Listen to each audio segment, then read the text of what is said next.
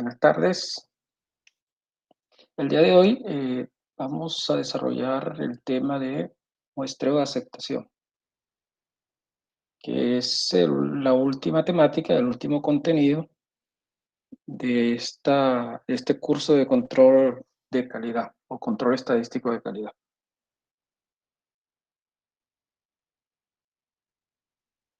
Vamos a iniciar con el muestreo de aceptación por atributos y posteriormente desarrollaremos el muestreo de aceptación por variables.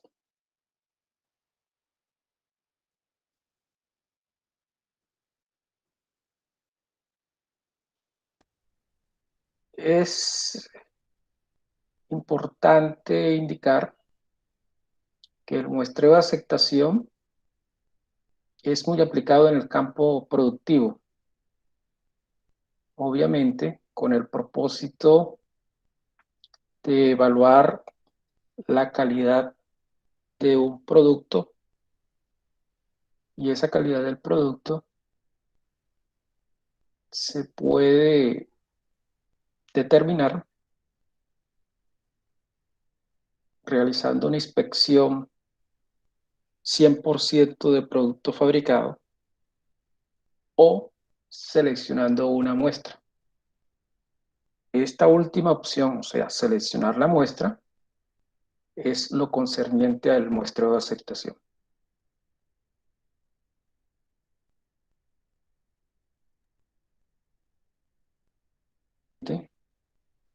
Porque implicaría, en el caso de una decisión, eh, un análisis mucho más expedito. Es decir, la decisión es rápida, con el propósito de establecer si ese lote fabricado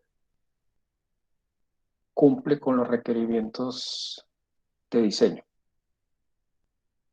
Por otro lado, esta segunda opción de tomar una muestra es claro que disminuye considerablemente los costos de inspección y el tiempo de inspección. Y también es importante establecer que cuando se realiza un análisis de un producto o de una unidad que implicaría su destrucción para evaluar su calidad, el muestreo de aceptación es el muestreo adecuado. Todos estos criterios que acabo de indicar generan la importancia del muestreo de aceptación en ingeniería. Es claro que tiene una desventaja. ¿Cuál es la desventaja? Que no se hace una revisión 100% de las unidades, sino parte de ellas. Pero eso se puede minimizar seleccionando una muestra representativa de esa población, que en este caso le llamaremos lote.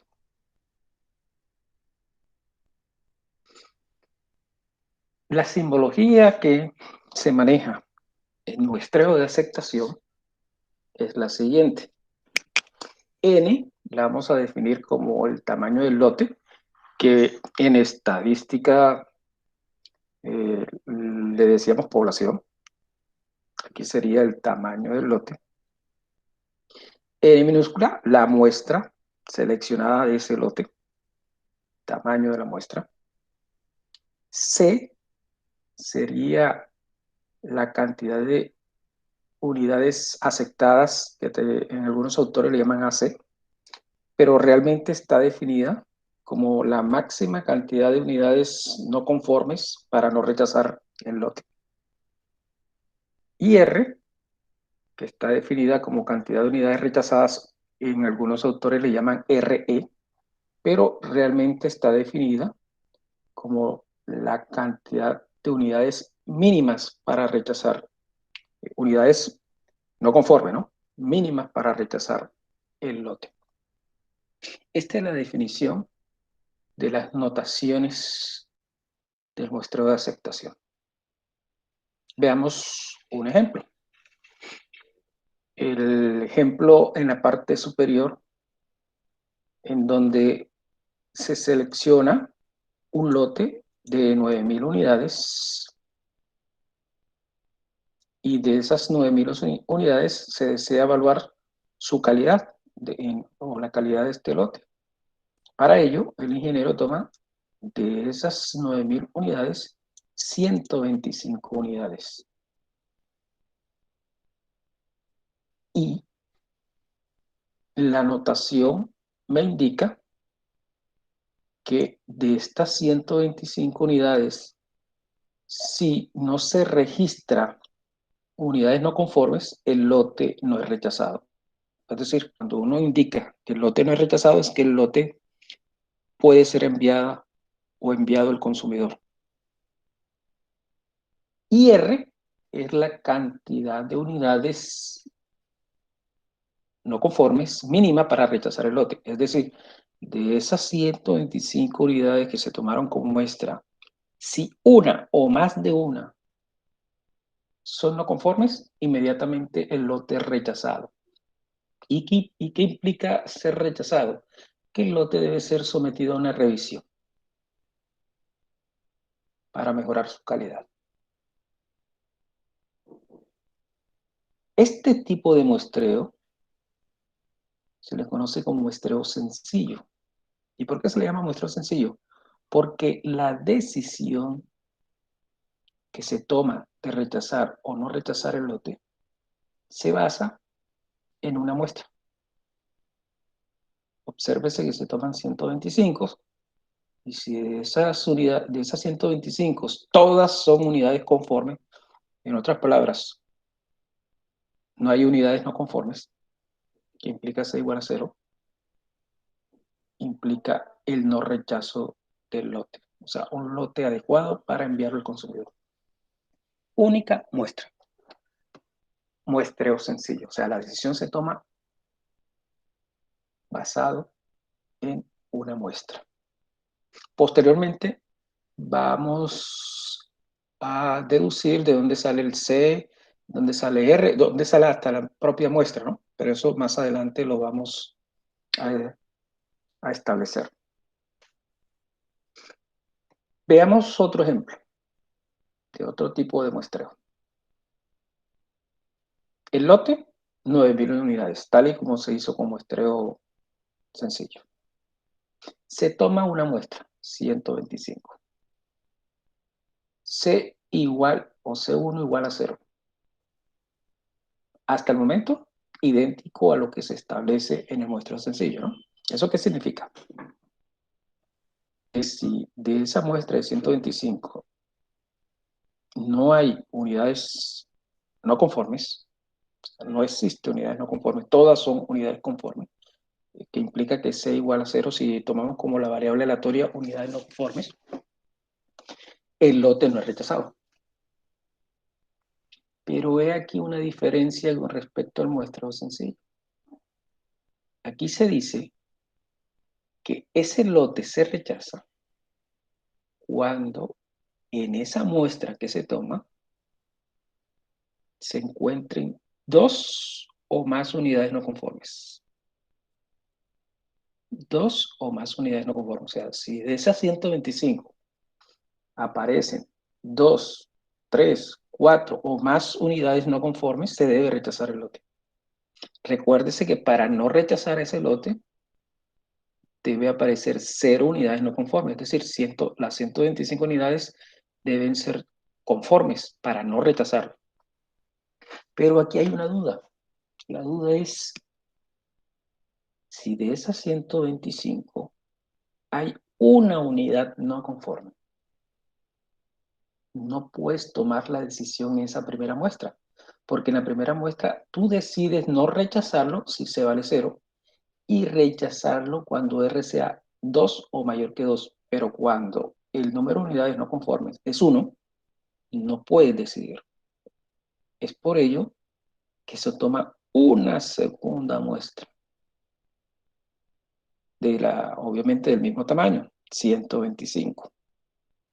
Y en esa segunda muestra, si aparecen 3 unidades no conformes o menos, recuerden que se establece como la máxima cantidad de unidades no conformes para no rechazar el lote.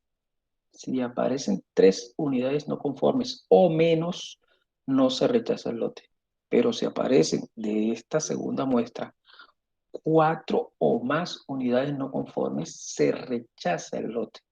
Pero aquí hay algo importante, es que de esas 4 o más unidades no conformes para rechazar, debe estar incluido la unidad que se obtuvo, la unidad no conforme que se obtuvo en la primera muestra.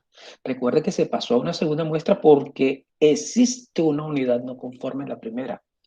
Entonces, de esas 4 unidades no conformes mínimas que se debe establecer para rechazar el lote, está incluida la unidad que se encontró en la primera muestra. Es decir, aquí realmente, en esta segunda muestra, si aparecen 3 o más, hay que rechazarla porque ya tienes una que inicialmente la tomaste. Una que tenías más 3 o más sería 4 o más unidades no conformes. Este tipo de muestreo, como ustedes pueden darse cuenta, en donde se puede tomar una segunda muestra, se conoce como muestreo doble. El primero, muestreo sencillo, simple. Y el segundo, muestreo doble. Estos son los tipos de muestreo. Existe un muestreo que es el muestreo múltiple, que obviamente es una generalización de este muestreo doble, ¿no? Ya hay una tercera muestra, una cuarta muestra, por eso se conoce como muestreo múltiple. Pero vamos a enfocarnos en estos dos tipos de muestreo, el muestreo sencillo y el muestreo doble.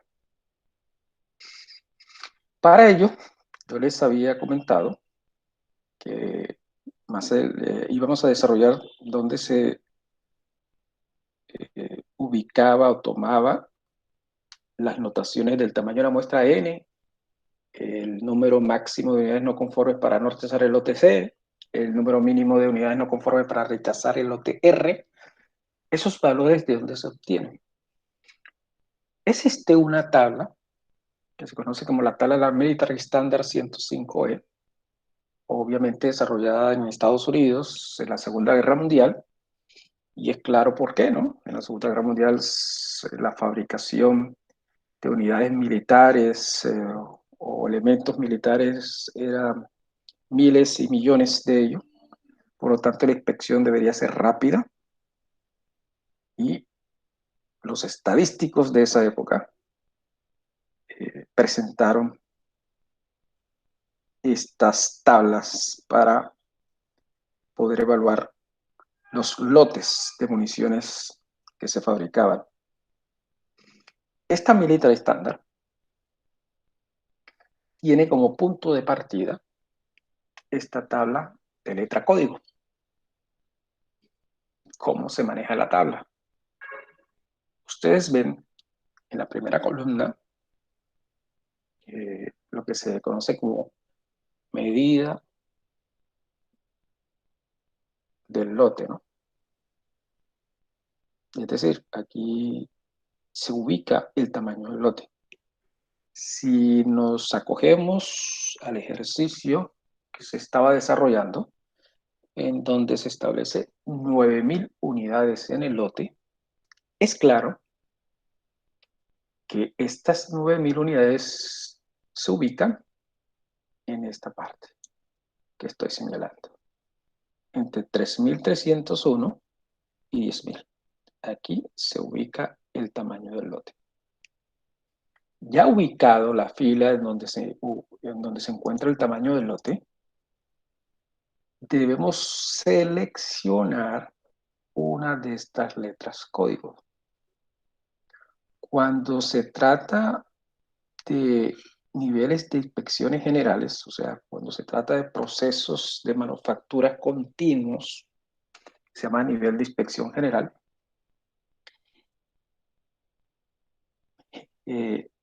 se parte del nivel 2 de inspección. Así que por defecto se toma este nivel 2 de inspección, que es un nivel de inspección normal. Se le conoce como nivel de inspección normal. Es decir, para nuestro caso, para 9000 unidades, la letra código es L. Letra código L.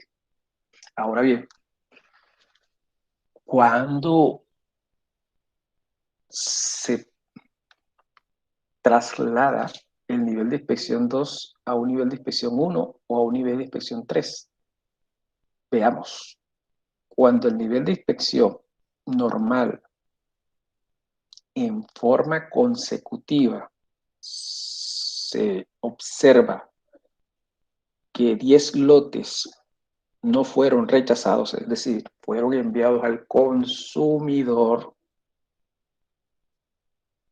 lotes no rechazados. Repito, 10 lotes en formas consecutivas no rechazados, puede que el proveedor, obviamente de acuerdo a las condiciones también del consumidor, pase de una inspección normal, que es la letra código L, a una inspección de nivel 1, que se llama reducido, que sería la letra código J. Entonces, ¿eso qué implica? Que si un lote no es o 10 lotes en forma consecutiva no es rechazado, estamos ante un proceso que tiene condiciones óptimas. Por lo tanto, es conveniente para el proveedor o el fabricante seleccionar muestras más pequeñas. Y precisamente el nivel 1 o reducido aproximadamente es la mitad de la muestra que se toma en el nivel 2, que es el normal. O sea que la letra código J, si pasamos de normal a reducido, implicaría un tamaño de muestra menor. Y repito, aproximadamente la mitad de lo que se toma en la inspección normal. Todo lo contrario pasaría si pasamos de un nivel de inspección normal al nivel de inspección 3. Ese nivel de inspección 3 se llama riguroso. ¿Y por qué se conoce como riguroso? Porque resulta que los lotes enviados, generalmente algunos autores indican que uno de cada 5 lotes consecutivos enviados, si es rechazado, se sugiere que se pase de la normal a riguroso, o sea, de la letra L a la letra M.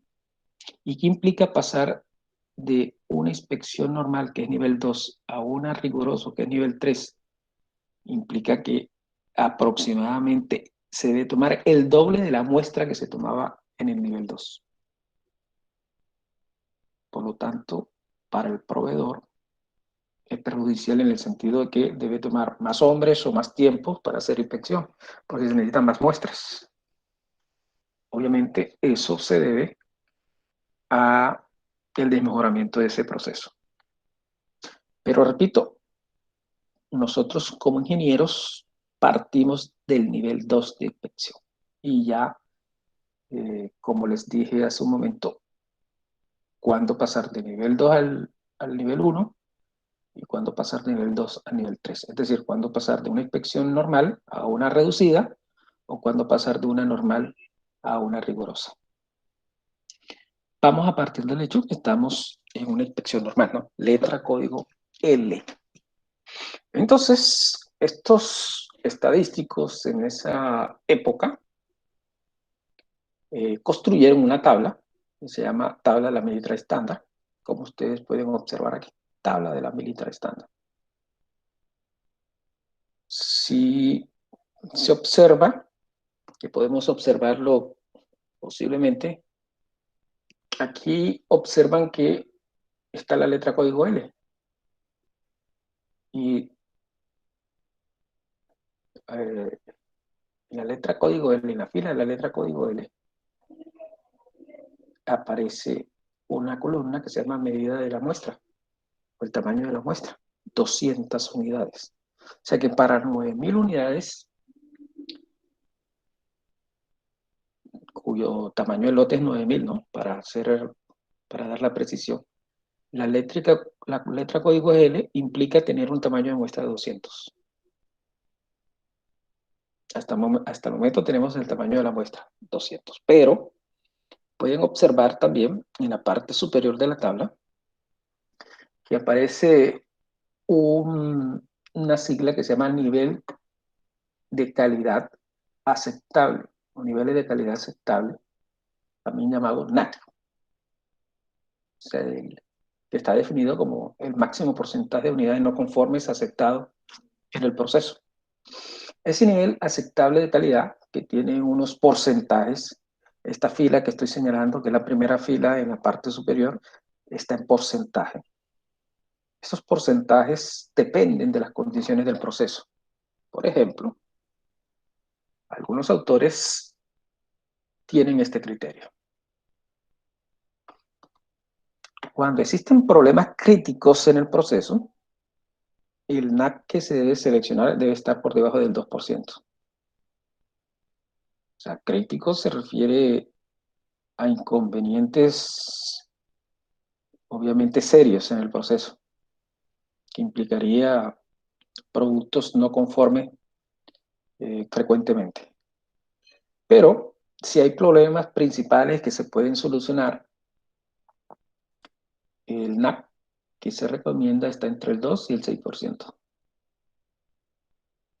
Y cuando hay problemas secundarios, que son menores, se recomienda una por encima del 6%. Entonces, es claro que no solamente necesito el tamaño del lote, sino también necesito el nivel de aceptación o aceptable de calidad NAC, que lo establece, repito, el proveedor dialogando con el consumidor, porque es claro que eso depende de las condiciones del proceso. Veamos el caso de que el NAC esté por debajo del 2% para la letra código. Veamos si sugerimos esta parte, ¿no? Que el NAC sea de punto 10. ¿Eso qué significa? Que hay problemas críticos, ¿no? Porque está por debajo del 2%. Supongamos que el NAC sea punto 10. Entonces, si es punto 10, ustedes pueden observar que hay una flecha. Y ustedes deben hacer el cruce entre la letra código, que es el tamaño de la muestra, y esa flecha, ¿no? Observen. Vamos a seguir la flecha y vamos a seguir la letra código L. Se pueden dar cuenta que si hacemos el cruce, realmente seleccionamos, eso es una flecha que dice hacia arriba. Entonces, si dice hacia arriba, me está tomando esta celda que dice 0 y 1. Y si me está tomando esta celda 0 y 1, ¿qué significa 0 y 1?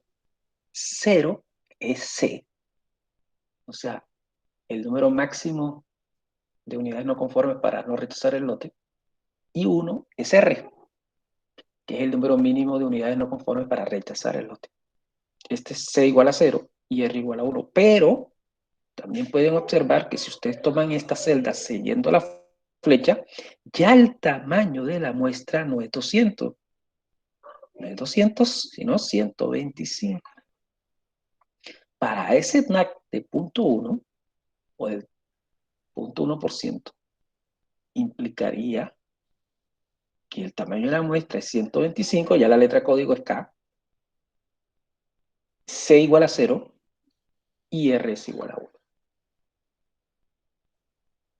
Entonces, ustedes se pueden dar cuenta cómo se selecciona el valor de C y el valor de R que inicialmente teníamos en la presentación, ¿no?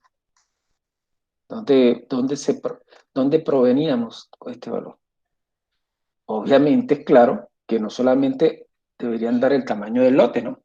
También deberían dar el NAC. Y es claro, aquí se establece el NAC en el ejercicio. NAC de punto 1. Inicialmente, la letra código era L y teníamos estas condiciones, pero ya las condiciones cambiaron, ¿no? Ya el tamaño de la muestra es 125. Observen que la tabla que acabamos de evaluar dice plan de muestreo único, que es el muestreo sencillo para una inspección normal, o sea, nivel 2 de inspección, que por defecto se toma.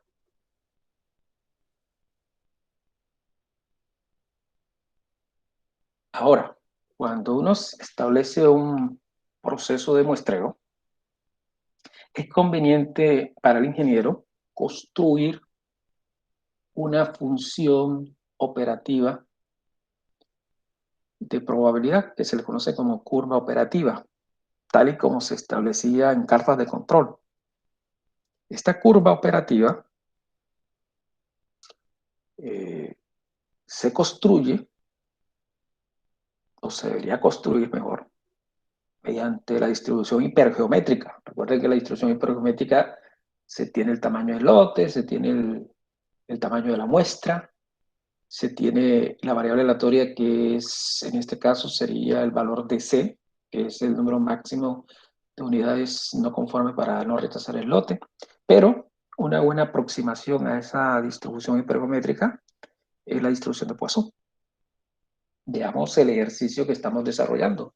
El ejercicio dice que hay un lote de 9.000 unidades, que esas 9.000 unidades hay 125 que se toman o se selecciona como muestra, que obviamente basado en la letra código que al final se obtuvo, que es la letra código K, que el valor de C es igual a 0 y el valor de R es igual a 1. ¿Qué significa C igual a 0? Que no se rechace el lote cuando en esas 125 unidades no aparezca unidades no conformes.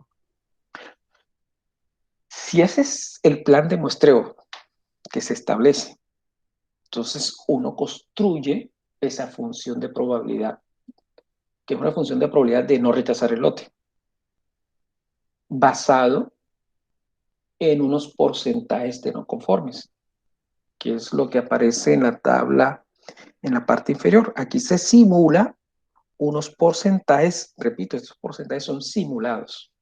Generalmente se sugiere que esté entre 0 y 0% al 10%, ¿no? Para hacer la simulación. Para hacer, obviamente, de 0 al 10% para que la aproximación sea viable, ¿no? Porque hay unas condiciones para aproximar a una distribución hipergeométrica a la distribución de Poisson. Entonces, se pueden dar cuenta en la primera columna que hay un P simulado, multiplicado por 100 implica obviamente el porcentaje, pero aquí está el P simulado y repito, son valores cualquiera. En el momento de aproximar la distribución de Poisson, recuerden que el valor de lambda, se necesita un valor de lambda para hacer la aproximación a Poisson, ¿no? El valor de lambda está definido como n por p, o sea, el tamaño de la muestra, que es 125, por el valor simulado, que en este caso p.001. Si ustedes multiplican ese .01, que es .001, que es el valor de p, por n, que es 125, generan el valor de lambda, 125. Ese valor de lambda es el que vas a ubicar en Poisson. 125 como lambda, y ustedes van a tomar, si C vale 0, dígame, o cuál es la medida de probabilidad para no rechazar el lote. O sea, C igual a 0, que sería C menor o igual que 0, pero como no tenemos valores por debajo de 0, entonces C igual a 0. Ustedes, el momento de realizar esta medida de probabilidad para .125 utilizando la distribución de Poisson, este es el valor que va a generar, 0.8824. Esto para P.001, ¿no? Que sería 0.1%. Y así sucesivamente. Ustedes van aumentando el valor de P, repito, se maximiza hasta el 10% para tener una buena aproximación. Por ejemplo, si el valor de P es del 2%, o sea, 0.02% del 2%. Eso significa que el valor delante es 0.02 por 125. 0,2 por 125 es 2,5, que es el que aparece en la parte superior. 0,02 por 125 se da el valor de lambda, que es 2,5, y 2,5 elevado, en este caso, a la variable x, que es c, sería 0. Lambda elevado a la 0 sobre 0 factorial, aquí es 0 factorial. Eso da un valor de probabilidad de 0,082. Es decir, esta probabilidad es la probabilidad de no rechazar el lote. Es claro para ustedes que si el porcentaje de no conformes del proceso es 0,00, o el P es 0,001, que significa 0,1% en porcentaje, si ese porcentaje se establece en ese proceso de 0,1%, la probabilidad de no rechazar el lote es de 0,8824. Obviamente uno desea un porcentaje mucho mayor, por lo tanto, si se desea evaluar una probabilidad mayor de no rechazar, se debe disminuir en la simulación el valor de P. Por ejemplo, tomar 0,0005. ¿Qué pasaría con 0,0005? El valor de no rechazar el lote. Esta probabilidad se puede llevar a un diagrama, que es la famosa curva operativa. En el eje de las X se coloca el porcentaje y en el eje de la Y se coloca la probabilidad de no rechazar el lote. Esta es la curva operativa, que en StatGraphic, me voy a ir a StatGraphic, se puede establecer de esta manera. Ustedes van a controlar muestreo de aceptación, atributos, aquí le da curva operativa, aquí tienen el tamaño del lote, pero como ya tenemos un plan ya existente, porque ya sabemos cuál es el valor del tamaño de la muestra, cuál es el valor de C, entonces uno activa donde dice analizar del plan existente, ya se tiene el plan. ¿Cuál fue el tamaño de la muestra arrojada? 125. ¿Cuál es el número de aceptación? Que sería el valor de C, para 0, ¿no? Recuerden que C igual a 0. Y le damos a aceptar. Este es el curva que nos arroja. ¿Y qué dice la curva? Dado un porcentaje no conforme, se establece la probabilidad de no rechazar el lote. Por ejemplo, voy a seleccionar uno de los porcentajes, ¿no? Voy a darle clic derecho, localizar, y aparece en línea de color amarillo. Voy a tomar un porcentaje de 0,05%, que sería el 0,005 que yo les había informado, ¿no? Y voy a llevar a la curva. Voy a ir esta y llevo a la curva. Subo la curva hasta el corte, ¿no? Con la línea de color azul. Aproximadamente eso. Ustedes pueden darse cuenta en la parte derecha superior que la probabilidad de no rechazar el lote es 0,932 aproximadamente para ese porcentaje. Entonces el ingeniero se ayuda mucho, esta es curva operativa, con el propósito de tomar una decisión acerca del lote, ¿no? Si el lote es, o el proceso mejor, es detenido o no. Porque si un técnico de procesos le dice a usted, ingeniero, el porcentaje de no conforme es 0,05, usted inmediatamente con la curva dice, bueno, prosiga porque tiene una alta probabilidad de no ser rechazado el lote. Cosa diferente en que esa persona le indique que el porcentaje de no conforme es del 1,2%. Si el porcentaje de no conforme es del 1,2%, implicaría entonces, para este caso, que la probabilidad de no rechazarlo es 0,2.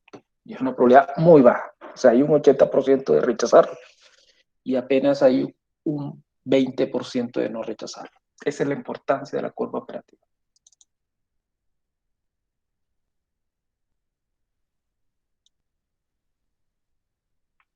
Hay otra curva que se llama calidad media de salida, que precisamente se trata de esos lotes que son rechazados por el consumidor. Me explico. Un ingeniero hace su plan de muestreo y obtiene que el lote debe ser enviado porque su plan de muestreo implica que no debe ser rechazado.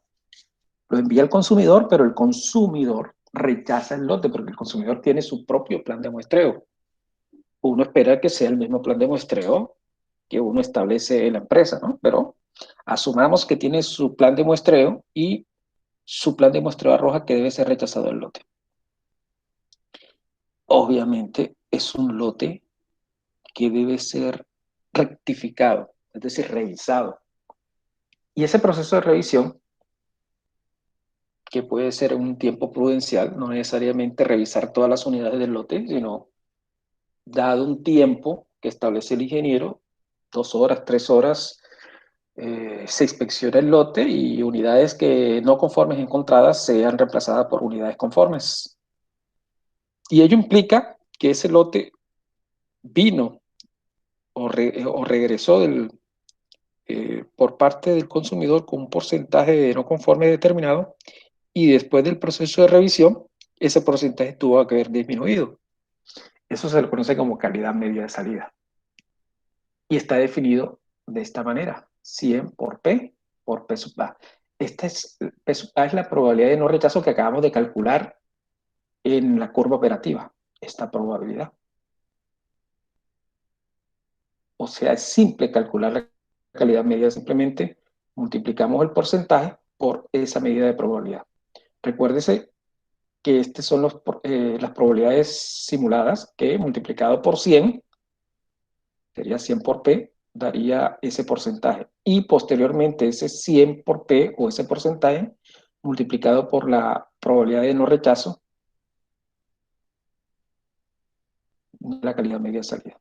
Es decir, el primer valor sería 100 por 0.001 por 0.8824. Eso da 0.088 en porcentaje. ¿Qué significa esto? Si hablamos desde el término de porcentaje, en porcentaje, el primer elemento de la primera columna es 0.1% en porcentaje. Y después del proceso de rectificación, de 0.1% pasa a 0.088%, porque aquí ya está en porcentaje. Otro caso. Veamos el porcentaje del 1%, que es este. El lote fue regresado por el consumidor con 1% de no conformes. Y después del proceso de rectificación, pasó del 1% a 0.287%. Recuerde que esta última columna ya está en porcentaje. ¿Y cómo se obtiene? Recuerden el valor de la calidad media de salida. Se toma 0.01, se multiplica por 100, se ve en la fórmula superior, y después se multiplica por la probabilidad de no rechazo, que es 0.2865. Eso obviamente genera, si ustedes construyen esta curva, en otras palabras, construyen la curva proveniente de, en el eje X, el porcentaje de no conforme, y en el eje Y, la calidad media de salida, construyen obviamente la curva de calidad media de salida, que es la que se establece en el slide. En el caso del stack graphic, como ya se tiene el plan establecido, simplemente le dicen en el tercer icono que construye la curva de calidad media de salida. Ahí está la curva de calidad media de salida. Obviamente aquí habría que hacer las modificaciones para que la escala del eje de las X sea más extensa, ¿no? Pero es la misma curva.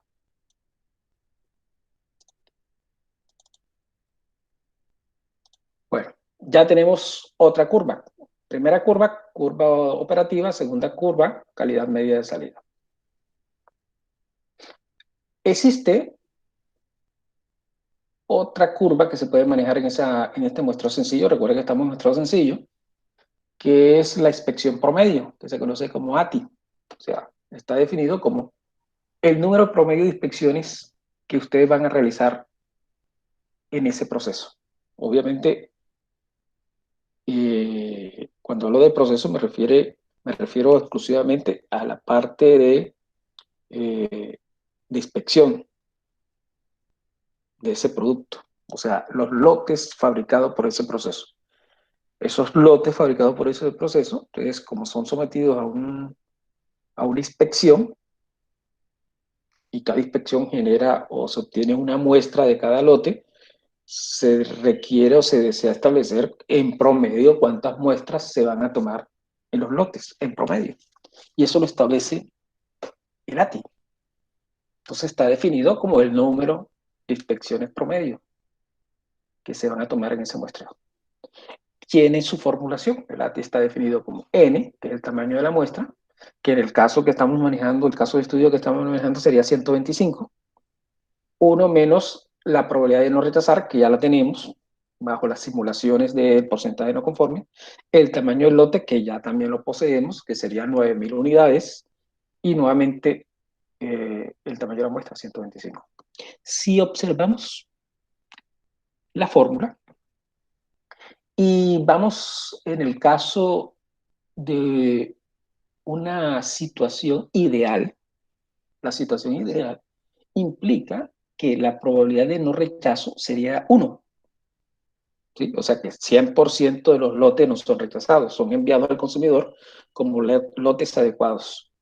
Si eso pasaría, y si tomamos la probabilidad de no rechazo como 1, todo este término obviamente se anula y quedaría n, que es el tamaño de la muestra. O sea, siempre se tomará 125 en promedio, 125 unidades en los lotes, siempre. Porque los lotes todos son excelentes en cuanto a la calidad. Esto es el supuesto caso de que los lotes sean óptimos.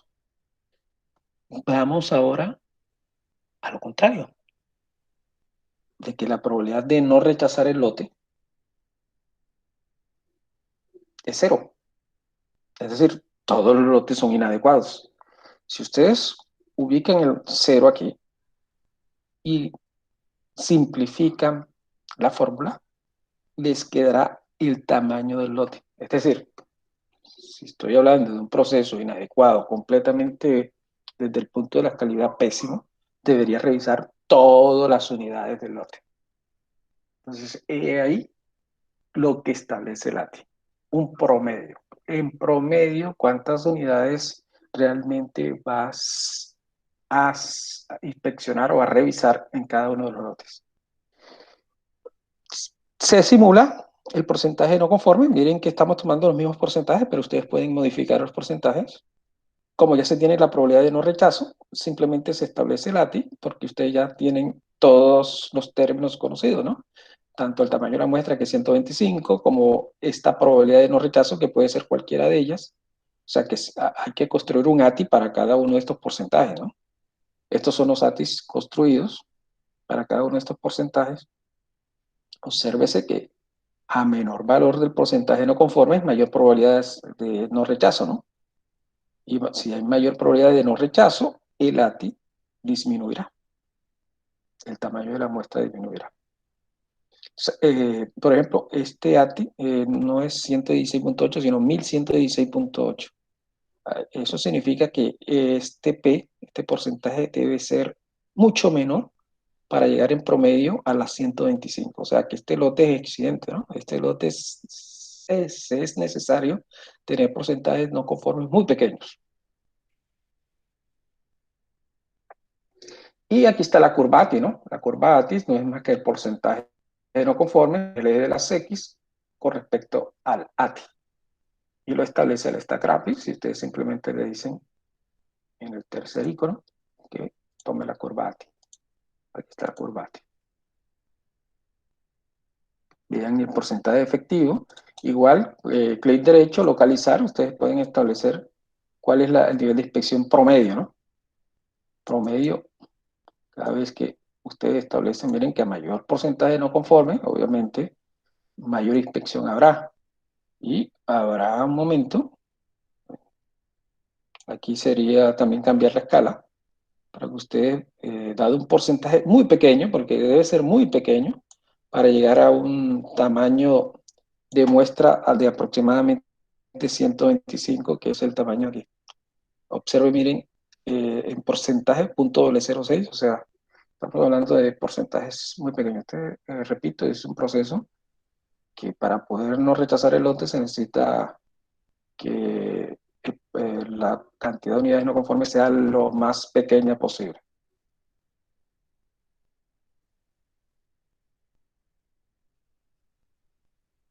Ahora pasemos al muestreo doble.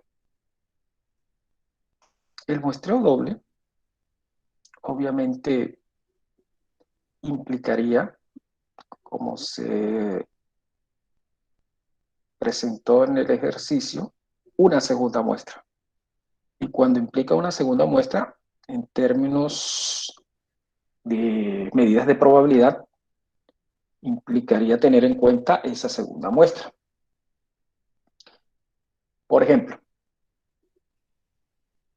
el caso del ejercicio en donde existían el mismo tamaño del lote de 9.000 unidades, el tamaño de la muestra 1 era 125, el tamaño de la muestra 2 también era 125, C1, 0, R1 igual a 3, C2, 3 y R2 igual a 4.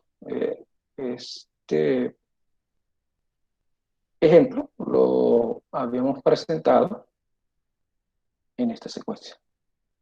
9.125, C igual a 0, R igual a 2, 125, C igual a 2 y R igual a 4. Bueno, aquí se modificó por R3, pero muy parecido al que se estableció. Veamos si se hizo el cambio, se modificó. Bueno, igualmente se realiza el proceso. ¿Qué pasa si ustedes desean evaluar la probabilidad de que no se rechace en la primera muestra? En la primera muestra. No rechazar en la primera muestra es cuando C vale 0, ¿cierto? O sea que nos quedaría las mismas probabilidades que habíamos simulado, porque para el muestreo sencillo, porque el tamaño de la muestra era 125 y C igual a 0. Entonces la curva operativa sería la misma en la primera muestra. Pero, como se trata de un muestreo doble, puede ocurrir de que en esta primera muestra aparezca una unidad no conforme. Entonces, si aparece una unidad no conforme y usted dice, bueno, con una unidad no conforme, ese lote no puede ser enviado al consumidor porque estoy rechazando el lote o no estaré rechazando el lote. ¿Por qué está la duda? Porque resulta que rechazar el lote es cuando sea 3 o más. Y si obtengo una unidad no conforme, no puedo tomar la decisión. Entonces, por eso existe una segunda muestra. Entonces, en esa segunda muestra, es claro que cuando se tome esa segunda muestra, que también serían 125 unidades, y te dice que no puedes rechazar el lote, o sea, que el lote salga adecuado cuando tenga 3 o menos unidades no conformes, pero ya llevas una de la primera muestra, o sea que realmente aquí sería 2 o menos unidades no conformes para no rechazar el lote. Ahora, alguien me puede decir, es que también si aparecen 2 unidades no conformes, tampoco puedo decidir, porque con 2 unidades no conformes no puedo ni rechazar el lote, porque rechazar el lote es con 3 o más, como tampoco no rechazarlo, porque no rechazarlo es con 0 y tengo 2 unidades no conformes. Por lo tanto, se debe tomar una segunda muestra nuevamente, que serían 125 unidades, recuerden, pero como ya se tiene 2 unidades no conformes, en esa segunda muestra debo tomar una o menos unidades no conformes para no rechazar el lote. Esto que acabo de indicar, eso es la tabla de decisión. Esa tabla de decisión se estructura para poder crear el modelo que ustedes ven en la parte central. Este modelo se crea basado en esa tabla de decisión. Ahora, yo quiero que esa tabla de decisión eh, la veamos de esta manera.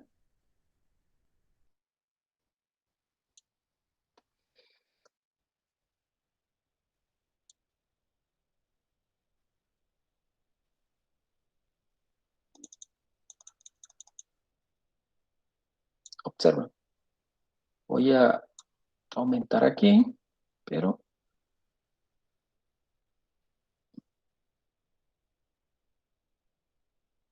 para que ustedes visualicen la tabla de decisión. Esta sería la muestra, ¿no? Voy a colocar aquí muestra, la primera muestra, la segunda muestra. Entonces yo les decía, si de esta primera muestra, que son 125, aparece una unidad no conforme, miren, una unidad no conforme, debo tomar una segunda muestra. Y en esa segunda muestra, para no rechazar el lote, yo debo tener 2 o menos unidades no conformes. ¿Pero por qué? Si aquí dice 3, no, es que yo también debo contar y condicionar esa, ese no rechazo basado en que ya tengo una unidad no conforme de la primera. Entonces, si yo tengo una unidad no conforme de la primera, aquí yo debo tomar 2 o menos de la segunda. 2 o menos. ¿Sí? Voy a colocarle aquí el signo menos para que ustedes después se lo quito. Porque eso ya está programado para realizar. 2 o menos. Se pueden dar cuenta que 1 y 2 o menos genera el 3, ¿no? Que es el número máximo de unidades no conforme para no rechazar el lote. Ahora bien, esa sería una forma de no rechazar el lote. La otra forma es que aparezca en esta primera muestra 2 unidades no conformes. Recuerde que con 2 yo no puedo ni rechazar, porque se rechaza con 3 o más, ni tampoco no puedo no rechazar, porque no se rechaza con 0. Entonces, con 2 se debe tomar una segunda muestra. Pero si ya tengo 2, en la segunda muestra debo tomar 1 o menos. 1 o menos. Para que nuevamente sumado genere las 3 unidades que necesito para no rechazar el lote. O sea, en conclusión, lo que se está evaluando aquí es la probabilidad de no rechazar el lote, o sea, que el lote se vaya al consumidor en la segunda muestra. Porque si esa es la primera muestra, es todo lo que hicimos anteriormente. Entonces, este es el criterio. Ya teniendo la tabla de decisión, ahora sí es factible comprender la fórmula. Esta es la probabilidad de no rechazar el lote en la segunda muestra. Está definido como probabilidad de que C sea igual a 1. Aquí está. Miren la tabla de decisión. Está C igual a 1. Por la probabilidad de que C sea menor o igual que 2. Aquí está. Menor o igual que 2. Primera forma. Esta sería una primera opción de no rechazar el lote. La otra opción. Más la otra opción. C igual a 2. O sea, hay 2 unidades no conformes en la primera muestra. Y debe haber 1 o menos unidades no conformes en la segunda muestra. La segunda opción. Y aquí ya se tiene en esta ecuación la probabilidad de no rechazar el lote en la segunda muestra. Ya con esto ya se tiene ese criterio. ¿Y qué debemos hacer ahora? Aplicar Poisson. Aplicar Poisson para cada uno de ellos. Aquí están las probabilidades una vez para C igual a 1, para C menor o igual que 2, aplicando Poisson. Recuerde que si se aplica Poisson se tiene que tener el valor de lambda. Lambda es el tamaño de la muestra por el porcentaje simulado. Aquí, por ejemplo, se simula para 0.1%, que sería 0.001. Se multiplica por 125, que es el tamaño de la muestra, y se tiene el valor de lambda. Y con ese valor de lambda se determinan los valores de la probabilidad, ¿no? La probabilidad para c igual a 1, la probabilidad para c menor o igual que 2, todo basado en la distribución de Poisson. Recuerden, menor o igual que 2 debe sumar para 0, para 1 y para 2. Para c igual a 1 es una probabilidad puntual. Más, ahora la probabilidad puntual para c igual a 2, utilizando Poisson, cuando c vale 2, puntual. Y c menor o igual que 1, que implica la suma de la probabilidad cuando es 0 más la probabilidad cuando es 1. Eso da 0.9928. Entonces, aquí la secuencia de cómo se puede establecer una tabla de decisión basada en ese tamaño de la muestra.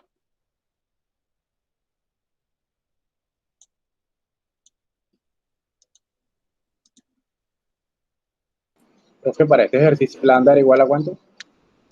En este caso, no, lambda se modifica, porque si yo simulo que P vale 0.001, que es 0.1%, el lambda sería 0.001 por 125. Pero yo si simulo ahora P.003, tendría que multiplicar también por 125 y el lambda se va a modificar. O sea, cada vez que yo simulo un P, el lambda se modifica. Es más, aquí les presento ya el resumen. Miren. Este es el valor aquí. En Excel, claro que aquí yo trabajé con otros valores, pero aquí en Excel es un ejercicio muy similar, ¿no? 125, aquí sería 9000 si yo lo quiero cambiar. El tamaño de la muestra, miren que aquí ya depende de P, el valor dependiendo de P, el valor de lambda.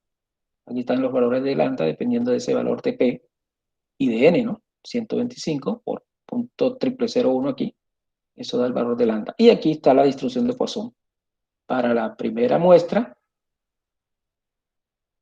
y para la segunda muestra. Obviamente, para la segunda muestra necesito la tabla de decisión, pero este es otro ejercicio diferente, ¿no? Para aclarar, ¿no? Yo tendría que utilizar aquí, en esta columna donde dice probabilidad de la segunda muestra, utilizar la ecuación esta, que está para si estoy desarrollando este ejercicio. Pero pueden ustedes observar que la probabilidad de decisión en este otro ejercicio es diferente, ¿no? Miren que hay dos probabilidades, una puntual y una acumulada, o dos puntuales, aquí aparecen dos puntuales. ¿Cómo sabe uno en Excel que son puntuales? Observen que el último valor, donde dice acumulado, dice 0. Cuando uno coloca 0 en Excel, en una medida de probabilidad de Poisson, implica que es una medida de probabilidad puntual, o sea, C igual a 1 o C igual a 2, por ejemplo. Por ejemplo, si yo quiero C igual a 1, puntual, yo simplemente aquí le coloco 1 y aquí le coloco 0. Y ya tengo la probabilidad puntual para eso. Y así, de esa manera se desarrolla. Obviamente el valor de lambda también es importante, ¿no? Porque en este caso, lambda es 0.001 por 125. 0.01 o 0.001 por 125 es el valor que se establece aquí. Pero, repito, aquí se está utilizando una ecuación diferente a la que se establece acá. Pero de esta manera o de este procedimiento es que se obtiene esa probabilidad de no rechazar el lote en la segunda muestra. Todo, recuerden que esta ecuación nace de la tabla de decisión, ¿no? Si no se tiene la tabla de decisión en forma correcta, no se puede obtener la ecuación. Y ya teniendo la ecuación, lo demás es simplemente evaluar medidas de probabilidad basada en la distribución de Poisson. Bueno, simulando valores de P, se obtienen unos lambdas y ya teniendo unos lambdas se calculan, basados en esta ecuación, las probabilidades de no rechazar en la segunda muestra. El resumen aparece en esta presentación. Esta es la probabilidad en la primera muestra, que es cuando C vale 0. Y esta probabilidad en la segunda muestra es utilizando la ecuación. Todos los resultados obtenidos en la ecuación. La probabilidad combinada, o sea, la suma de la primera muestra más la segunda muestra se llama probabilidad combinada. Aquí está la fórmula. Y lo que uno realmente establece en las curvas operativas es graficar el porcentaje no conforme en el eje de las X versus en la primera muestra y en la combinada. O sea, no se grafica la probabilidad de la segunda muestra, sino la probabilidad de no rechazo en la primera y la probabilidad de no rechazo de la combinada. Es lo que uno grafica en estas curvas operativas dobles. O sea, ya hemos visto curvas operativas de muestreo sencillo, calidad media de salida de muestreo sencillo, ATI del muestreo sencillo. Ahora vimos curvas operativas de muestreo doble. Hay otro criterio que es la calidad media de la muestra. Es decir, este criterio de calidad media de la muestra se establece cuando tú vas a decidir si vas a trabajar con muestreo sencillo o con muestreo doble. O sea, la decisión tú la debes establecer mediante esta calidad media de la muestra.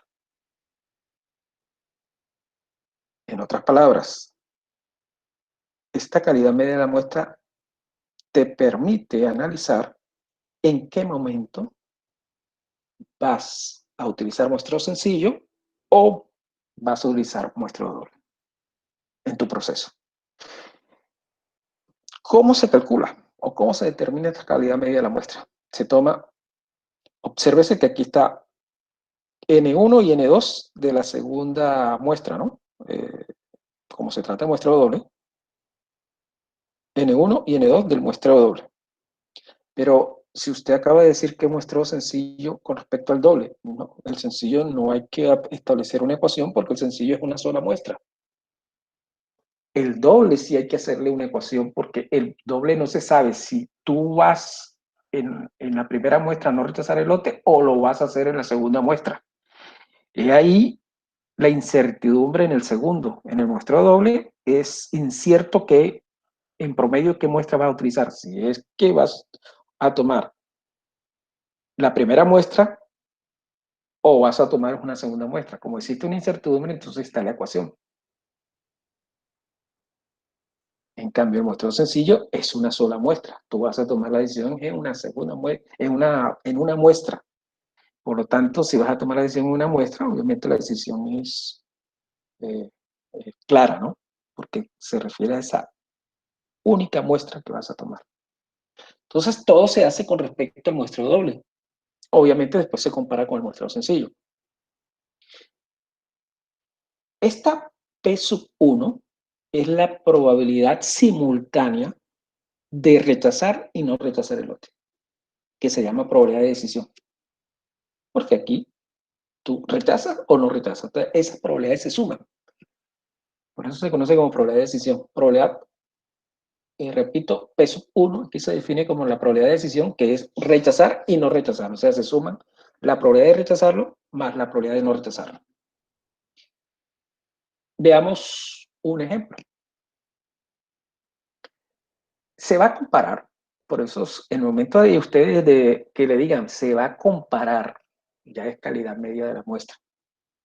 Calidad media de la muestra, porque hay una comparación de los muestreos sencillos y el doble. Se va a comparar un muestreo sencillo cuyo tamaño de la muestra es 80 con C igual a 2 por otro muestreo que es igualmente eficiente, pero es un muestreo doble, cuyo tamaño de la muestra es N1,50, obviamente N2,50, C1,0, R1,3, C2,3 y R3,4. Se va a comparar este muestreo sencillo, cuyo tamaño de la muestra es 80, y este muestreo doble, que yo no le puedo decir que es 50, como tampoco puedo decir que es 100, porque es la suma de 50 más 50, no sé cuál de la, como es lleno de incertidumbre, no sé, en promedio debo calcular una especie de promedio para establecer la muestra final de este muestreo doble. Me explico en qué sentido. ¿Qué tal si el promedio entre esas dos muestras genera un valor de 90? Entonces, para el ingeniero, mire, el sencillo me da 80 y el doble en promedio me da 90. Prefiero el sencillo porque tomo menos muestras. O lo contrario, ¿qué tal si el promedio del doble me da 70? Dice, no, siempre voy a tomar doble porque me genera un promedio menos muestra que el sencillo. Esa es la idea de esta ecuación. Entonces, vean que lo que se calcula P sub 1, que yo les dije que era la probabilidad de decisión en el muestreo doble. Entonces, ¿cuál es la decisión? En el muestreo doble, la decisión es no rechazar si C vale 0 y rechazar cuando R sea mayor o igual que 3. Yo les dije que hay que sumar estas dos probabilidades. Todo basado en la distribución de Poisson. Aquí les doy el valor de lambda, como pude haber dado no el valor de lambda, sino el valor de t, del porcentaje, y usted tendría que multiplicar por n, por 50, para generar ese valor de lambda. ¿Sí? O sea, pude haber yo, simule valores de p, ¿y ustedes qué tendrían que hacer? Eso es p, multiplicarlo por n, que es 50 en este caso, y obtener los valores de lambda. Aquí les doy directamente los valores de lambda. Como se da directamente los valores de lambda, lo que ustedes tienen que aplicar Poisson puntual, en este caso es el puntual, para lambda de 0.5, en este caso, que dio 0.6065, y para ese mismo lambda de 0.5 se calcula una probabilidad acumulada, probabilidad de que R sea mayor o igual que 3. Recuerden que si ustedes calculan la probabilidad de que R sea mayor o igual que 3, es lo mismo que decir 1 menos la probabilidad de que R sea menor o igual que 2. Recuerden que eso se conoce como complemento. Probabilidad de que R sea mayor o igual que 3 es lo mismo que decir 1 menos la probabilidad de que R sea menor o igual que 2. Y esta es la probabilidad que se obtiene. Y la probabilidad de decisión es la suma de no rechazo más la de rechazo para cada uno de los lambda que se están simulando. Estos son los valores. Ya teniendo la probabilidad de decisión, que sería P sub 1, lo que viene es reemplazar, ¿no? Aquí sería N150, N250, multiplicado por 1 menos esa probabilidad de decisión, pero la probabilidad de decisión depende del valor de P, ¿no? Entonces tendría que ustedes modificar esa calidad media de la muestra basado en el valor de P que están simulando. Y al final van a obtener una tabla resumen. Pero aquí antes les muestro manualmente dado un valor de lambda igual a 0.5, que es lo que se hace puntualmente, miren, 0.6065, que sería el primer valor, y cómo se desarrolla la probabilidad de que R sea mayor o igual que 3, como les acabo de decir, 1 menos la probabilidad de que R sea menor o igual que 2. Esta es la probabilidad acumulada menor o igual que 2. Y se establece, obviamente, esa medida de probabilidad para obtener, al final, la probabilidad de que R sea mayor o igual que 3, 0.0143, sumado esta probabilidad, que sería la probabilidad de rechazo, con la probabilidad de no rechazo que dio 0.6065, generaría la probabilidad de decisión 0.6208, simulando para lambda igual a 0.5. Esa simulación también se hace para los demás lambda. Por ejemplo, para lambda de 3 se hace el mismo procedimiento, se establece que la probabilidad de decisión al final es 0.6266. Ya teniendo esa probabilidad de decisión, ustedes simplemente reemplazan en la calidad media de la muestra para cada probabilidad de decisión. Por ejemplo, esta probabilidad de decisión que se tomó cuando el valor de P era del 1%, generó una calidad media de la muestra de 68.96.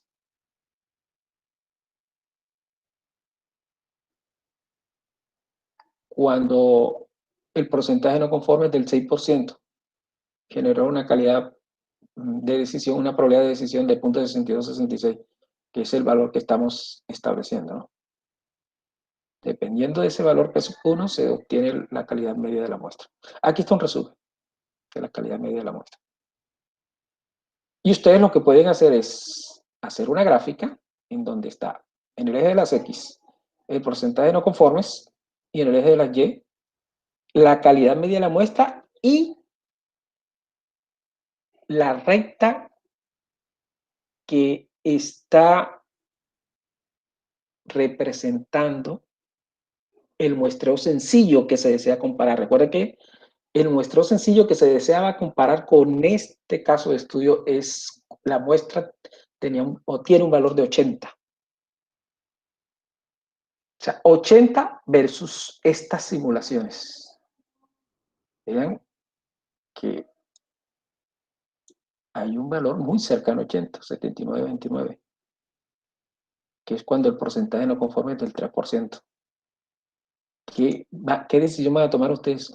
Cuando yo tenga un porcentaje del 3% de no conformes, entre el muestreo doble y el muestreo sencillo, tomo el muestreo sencillo porque tomaría una sola muestra. Recuerda que el muestreo doble puedo tomar una segunda muestra.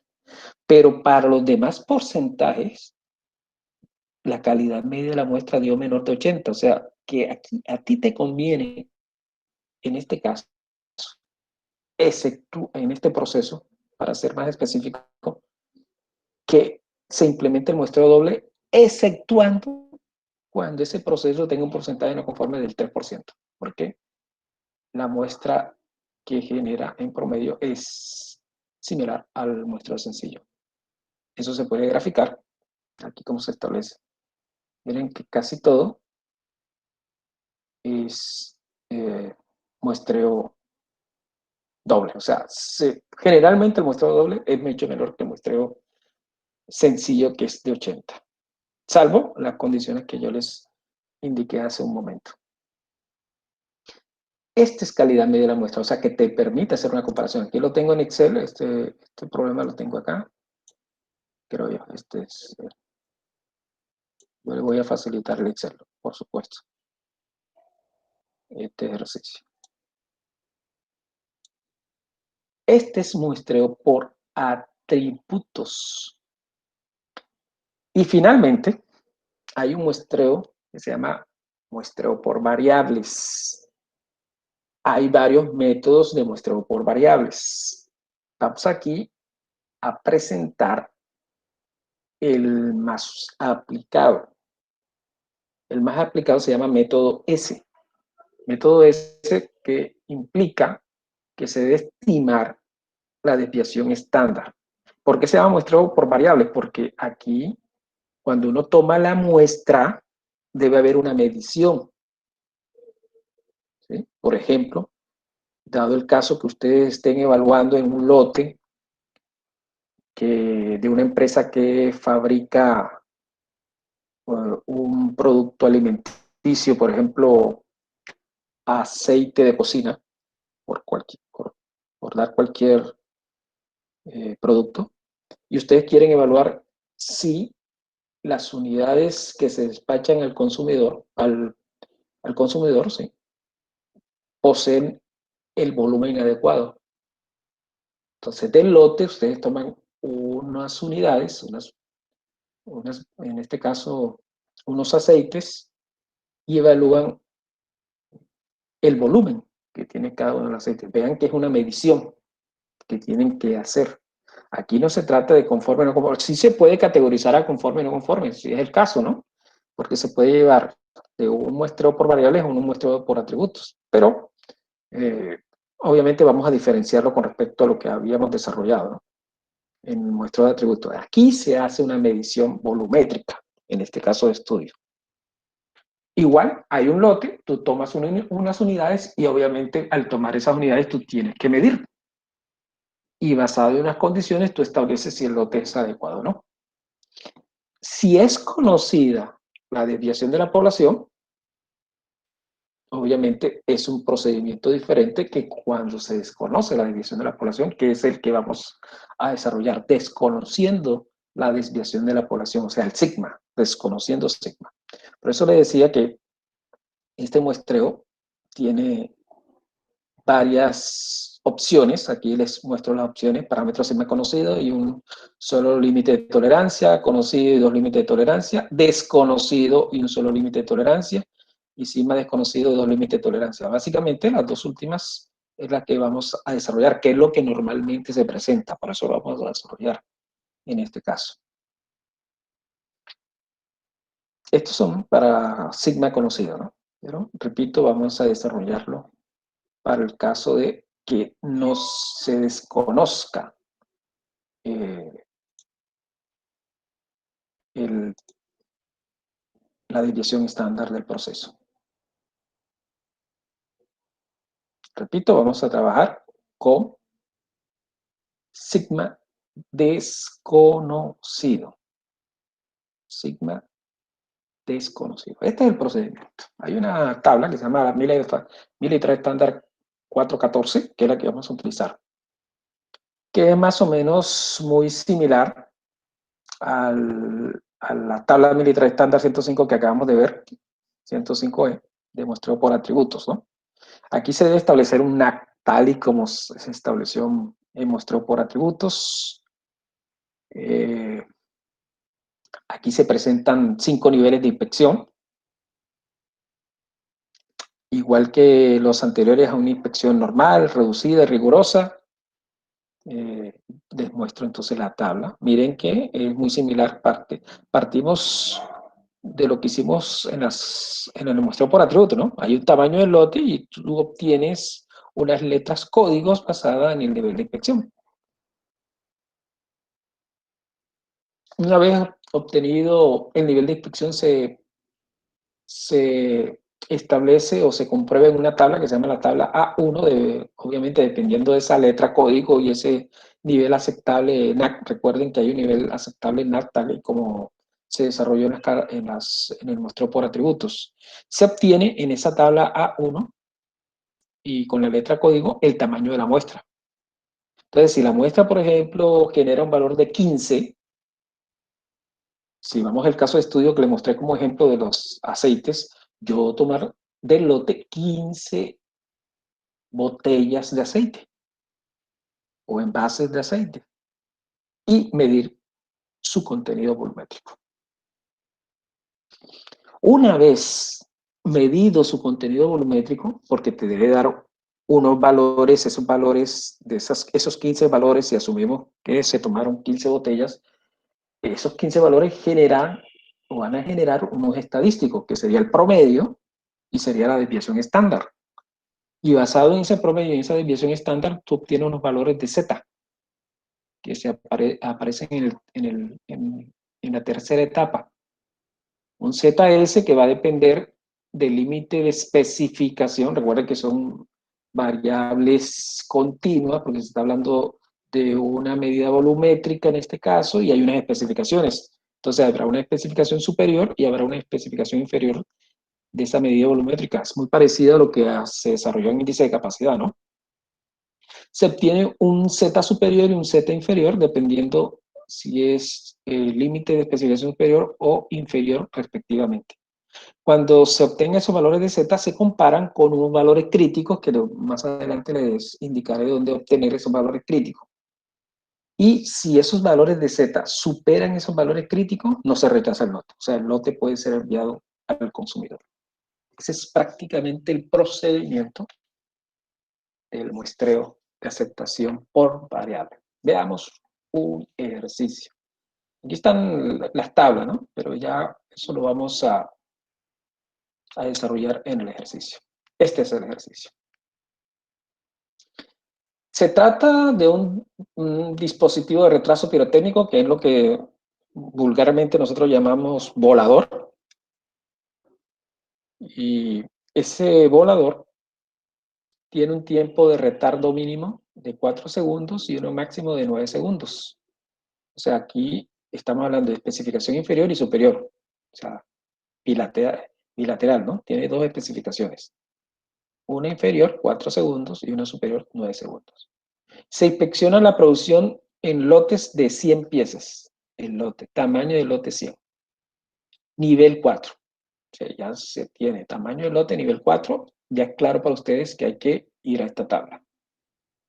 100, que está entre 66 y 110. Y nivel 4, que es la letra F.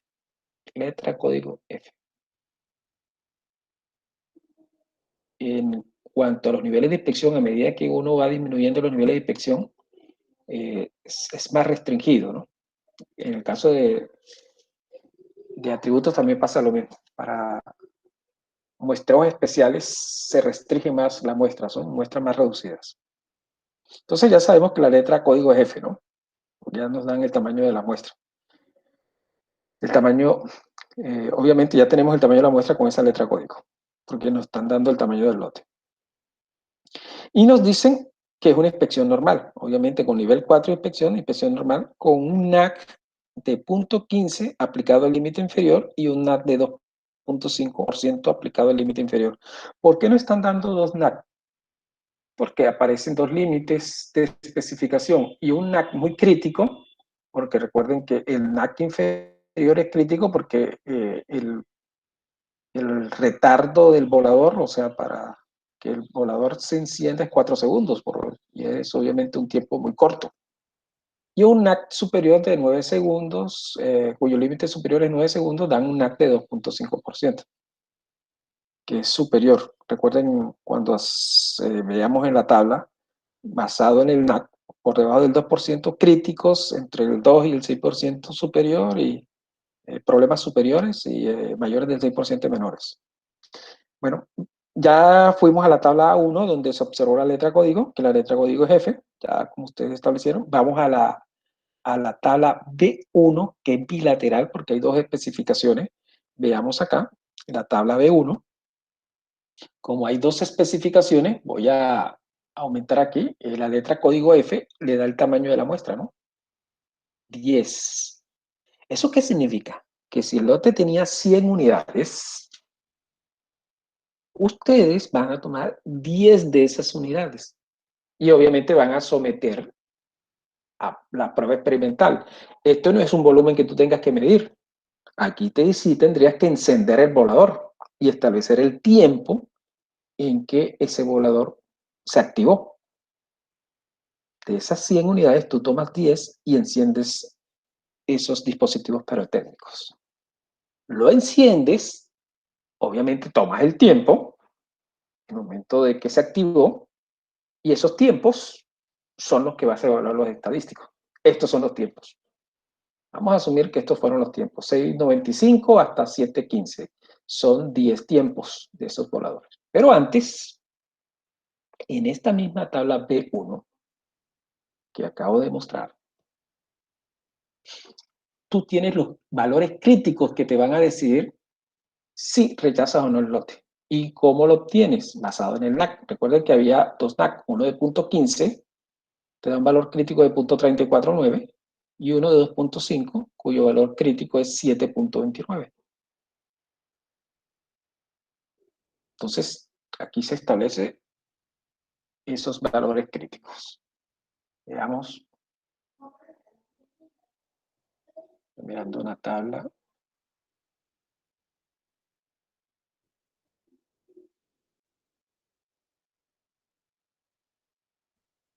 Vale, mirando la tabla, ¿no? Sí, estoy en las condiciones correctas. Aquí está, 7,29 y 0,349, lo que habíamos establecido. Ahora, con estos tiempos, vamos a hallar los estadísticos, fórmulas conocidas por ustedes, hallar la desviación estándar, obviamente aquí es una sumatoria, ¿no? Hallar el promedio para obtener los estadísticos de prueba, el ZS para el superior y el ZI para el inferior. Entonces, basado en ese tamaño de muestra, se obtiene un promedio de 6,53 y una desviación de 0,315. Los límites de especificación es conocido por ustedes, 9 segundos y 4 segundos. El superior 9 segundos y el inferior 4 segundos. Los estadísticos de prueba, los Z para el superior, 9 menos 6,53 entre 0,315 da 7,58. Y el estadístico de prueba inferior, ZI, es 6,53 menos 4, que es el límite de especificación inferior, sobre 0,315, que es la desviación obtenida en la muestra, 8,03. Se pueden dar cuenta que 7,58 es superior al KS, hay un valor crítico superior, 7,29, 7,58 es superior, y el estadístico de prueba inferior, que dio 8,03, también es superior a KI, que dio 0,34. Como ambos estadísticos de prueba son superiores a las constantes o valores críticos, entonces no se rechaza el lote. O sea, el lote puede ser enviado al consumidor. Ahora, es claro que si estos valores de Z son inferiores a los valores de K, el lote es rechazado, pero también puede ser rechazado si uno de los Z no es superior a un valor de K. Es decir, si el Z superior hubiese sido inferior a 7,29, así sea que Z inferior sea superior al valor crítico inferior, con uno de ellos que no cumpliese, se rechazaría el lote. El lote debe ser rectificado y evaluado por el ingeniero y no enviado al consumidor. También en esta presentación, para ya les queda a ustedes, eh, les evalúo, les desarrollo unos ejercicios como complemento. Aquí están los ejercicios, este es para tributos, paso por paso, tabla de decisión, paso por paso. Entonces, para que quede otro ejemplo de curvas operativas para muestreo doble. Aquí les facilito la forma. ¿Alguna pregunta, por favor, acerca de la última sección de este módulo de control de calidad o control estadístico de calidad?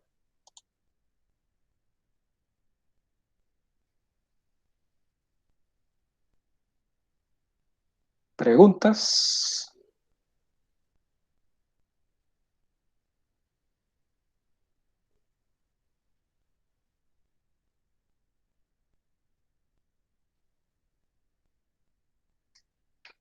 ¿Preguntas, por favor? ¿Quedó claro?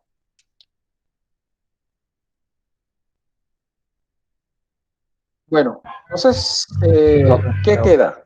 Quedan los talleres, que la evaluación final la vamos a hacer en en la plataforma Civit, ¿no? Igual. Aquí todos los temas son importantes, o sea, aleatoriamente yo haré aproximadamente 15 preguntas, pero aleatoriamente se van a escoger 5 de esas 15, o 3 o 4, bueno, entre 3 y 5. Entre 3 y 5 preguntas aleatoriamente de todos los temas, de todos los temas. ¿Y eso qué significa? Que no a todos, como es aleatoria, no a todos le van a salir las mismas preguntas. Entonces, ustedes deben, pero me voy a enfocar, obviamente, en temas precisos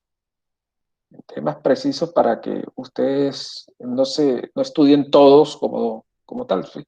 Habrá todos los temas, pero de esos temas habrá unos subtemas con precisión para que ustedes desarrollen la evaluación final. Esa evaluación final también, que es individual, tendrá un acompañamiento de un taller, posiblemente unos talleres que desarrollamos al final, para que sea combinada esa nota, ¿no? O sea, precisamente entonces esa nota puede ser uno de los talleres o puede que se realice tal y como les presenté en el primer parcial, ¿no?